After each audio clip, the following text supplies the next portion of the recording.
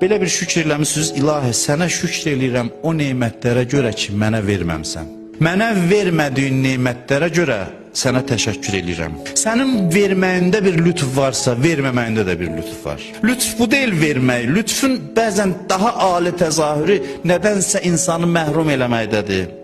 Uşaq deyir atasına ki, kibrit ver. Kibrit ver, yandırım nəmnəysə. Ata bilir ki, evi oda tutacaq, vermir. Uşaq böyüyəndən sonra deyir, ata çox sağ ol, onu da versəydin evi yandıracaqdın.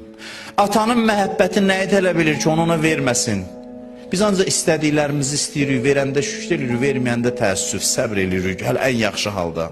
Allahın bizə nəyisə verməməyində mən sual verirəm sizə. Sevgidən başqa bir səbəb ola bilər? Oturun fikirləşin, görün, başqa nə səbəb tapırsınız? Xahiş edirəm, da vaxt çatıb da bu məsələləri həll eləyək özümüz üçün.